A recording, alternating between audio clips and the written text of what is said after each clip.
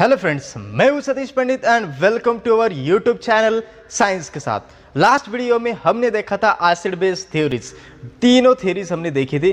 First one थी Arrhenius theory, second one Bronsted Lowry theory and last one थी हमारे पास Levi's theory. But दोस्तों, आज के इस वीडियो में हम जानने वाले पीएच एंड पीके वैल्यूज। इस वैल्यू का क्या यूज होने वाला है एसिड स्ट्रेंथ में, ये देखने वाले। तो चलिए दोस्तों, बिना देर किए हुए इस वीडियो को स्टार्ट करते हैं।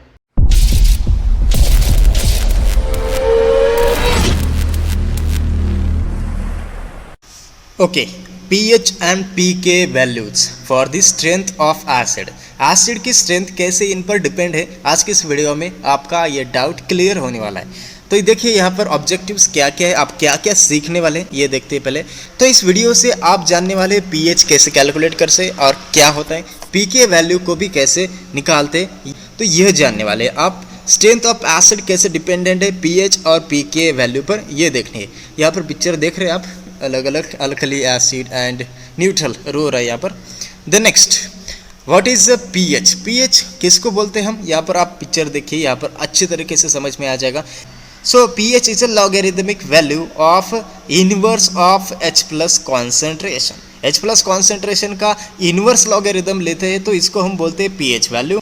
तो pH से हमें पता चलता है कि सिस्टम कितना बेसिक है या फिर कितना एसिडिक है। तो यहाँ pH मीटर पर देख सकते हैं आप, 7 से लेकर हम जैसे जैसे 0 की तरफ जाते हैं तो यहाँ पर एसिडिक कैरेक्टर बढ़ते जाते हैं, और 7 से लेकर 14 तक जाते हैं तो यहाँ पर बेसिक कैरेक्टर बढ़ते जाते हैं। इतना ही यहाँ पर बताना है जस्ट। तो यहाँ पर मैं फॉर्मूला लिख रहा हूँ pH का, negative logarithm of concentration of H plus ion to the base 10। ध्यान रखना, यहाँ पर बेस जो होता है लॉगरिदम का वो 10 ही लेना है। कैलकुलेटर में, साइंटिफिक कैलकुलेटर में होता है वही लेना है। और इसको हम कैसे डिनोट करते हैं, और एक मैंने इन्वर्स यहाँ पर वर्ड लिया था तो इन्वर्स में ऐसा डिनोट कर सकते हैं। यहाँ पर नेगेटिव साइन हट जाएगा तो इसीलिए 1/H प्लस आयन लिख रहे, 1 concentration of H plus ion लिख रहे।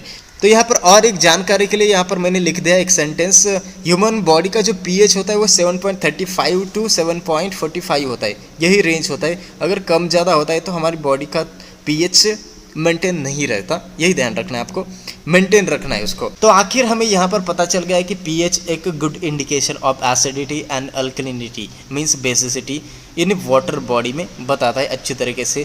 और pH से मीटर बात करें तो बाकी जितने भी सॉल्यूशंस है तो इनका हम pH अच्छी तरीके से निकाल सकते हैं। बॉडी का निकाल सकते हैं, क्लीनिंग एजेंट का निकाल सकते हैं, बहुत सारे डिफरेंट इनऑर्गेनिक ऑर्गेनिक कंपाउंड्स का निकाल सकते हैं। तो आगे बढ़ने से पहले हम यहाँ पर कुछ टर्म्स डिस्कस कर रहे हैं एसिड्स के बारे में, सिर्फ एसिड्स के बारे में ही जान रहे हैं यहाँ पर। सो जैसे हमें पता है कि some acids are weak and some acids are strong acid, ये हम जानते हैं। तो अब हम ये जानते हैं कि स्ट्रॉन्ग एसिड्स क्या होते हैं, कंप्लीटली डिसोशिएट होते हैं वाटर में, एक्वियस सॉल्यूशन में, यही जानना है। उसके आयंस कंप्लीटली डिसोशिएट होते हैं। वीक एसिड्स में जो उनके आयंस है वो पार्शियली डिसोशिएट होती है, तो उनके बीच में एक इक्विलिब्रियम फॉर्म होता है और कॉन्जुगेट बेस मिलता है, ये हमें पता है। तो लास्ट की वीडियो में हमने डिटेल में बताया तीनों थ्योरी जब एसिड बेस की थी उसमें, तो आप देख सकते हैं पिछला वीडियो डिस्क्रिप्शन पार्ट में भी है और आई बटन पर भी मिल जाएगा। तो यहाँ पर हम पीके वैल्यू के लिए कुछ इंपॉर्टेंस देख रहे हैं। तो अरेनियस थ्योरी के अकॉर्डिंग, अरेनियस थ्योरी जैसे कि हमने बताया कि एसिड H प्लस आयन देता है और बेस OH माइनस आयन देता है इन एक्वियस सॉल्यूशन। तो ये अरेनियस थ्योरी थी, सिंपल हमने पढ़ा था। तो हियर हम कंसीडर करने वाले वीक एसिड, इसको हम HA डिनोट कर रहे हैं, जैसे कि यहाँ पर मैंने दिखाया HA। तो ये डिसोशिएशन है इनका, ये इक्विलिब्रियम फॉर्मेशन हो रहा है। तो वीक एसिड क्या दे रहा है हमें, वीक एसिड हमें दे रहा है H प्लस आयन, एंड यहाँ पर A माइनस क्या है, यहाँ पर A माइनस क्या है, यहाँ पर A माइनस है कॉन्जुगेट बेस। ध्यान में आ रहा है, इक्विलिब्रियम फॉर्म होने के बाद यहाँ पर एसिड हमें दे रहा है कॉन्जुगेट बेस। देन हम क्या लिख रहे हैं यहाँ पर, acid dissociation constant. Dissociation constant एक बेस का होता है, एक एसिड का होता है, बट यहाँ हम एसिड का कर रहे हैं तो हम लिख रहे हैं acid dissociation constant for this equilibrium is given by this formula. ऐसा लिखते हैं हम डिसोशिएशन कांस्टेंट, बट ये एसिड के लिए, इसीलिए हम यहाँ पर Ka लिख रहे हैं, A for acid, B for base लिखते थे।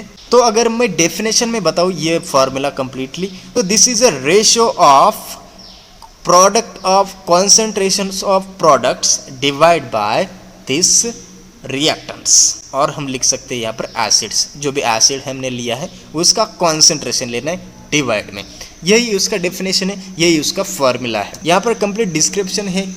तो H प्लस क्या है, concentration of H plus ion, A minus यहाँ पर कॉन्सेंट्रेशन ऑफ कॉन्जुगेट बेस, ये कॉन्जुगेट बेस मैंने बताया, और कॉन्सेंट्रेशन ऑफ एसिड, ये HA क्या है, कॉन्सेंट्रेशन ऑफ प्रेजेंट एसिड। कोई भी एसिड हो सकता है, यहाँ पर एसिडिक एसिड, ये वीक एसिड है, कोई भी हो सकता है, वीक एसिड कोई भी ले सकते हैं आप यहाँ पर।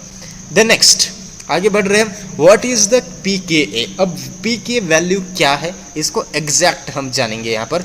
तो यहाँ पर मैंने एक लाइन में लिख दिया है, सो pK value is the negative logarithm of Ka।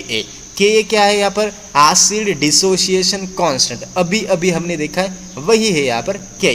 यहाँ पर फॉर्मूला लिखते हैं हम, pK is equals to negative logarithm to the base 10 of Ka, dissociation constant but acid का। तो यहाँ पर आपको समझ में आ गया, जस्ट लॉगरिथम लेना है to the base 10, scientific calculator में होता है, और यहाँ पर Ka means acid dissociation constant हमारे पास होना चाहिए, तभी हम pK वैल्यू निकाल सकते हैं। अब बोलेंगे जस्ट फार्मूले से तो नहीं पता चलेगा, नेगेटिव लॉग कैसे लेना है ये सब बताता हूँ, इस एग्जाम्पल से आपको पूरा क्लियर हो जाएगा। Find the pK values for the following acid by using Ka।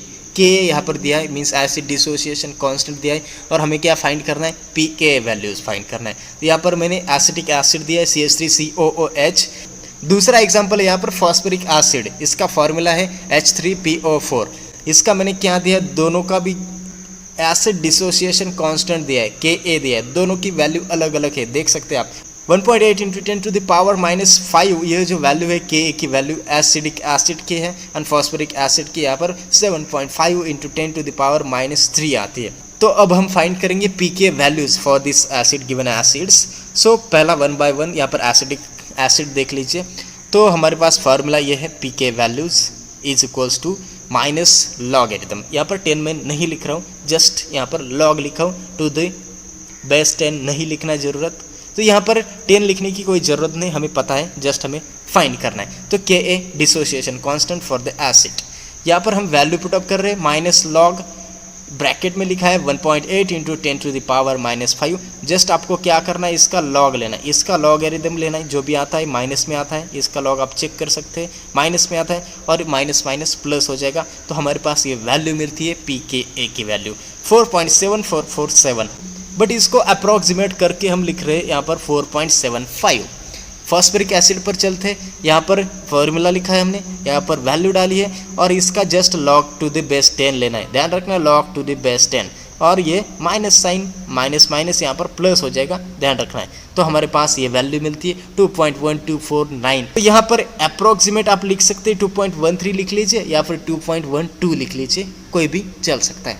तो ये दो एग्जाम्पल्स आपने देखे अच्छी तरीके से, बट आप ये, तो यहाँ पर इस टेबल में जो जो एसिड्स दिखते हैं आपको, Ka दिया है मैंने, यहाँ पर pK वैल्यू भी दी है, बट आपको वेरीफाई करना है, ये सारे एसिड्स का आप वेरीफाई कर लीजिए साइंटिफिक कैलकुलेटर से। pK वैल्यू से Ka निकाल लीजिए, या फिर Ka वैल्यू से pK निकाल लीजिए, सेम ही फॉर्मूला है, उसको ट्रांसफ़र कर सकते हैं आप।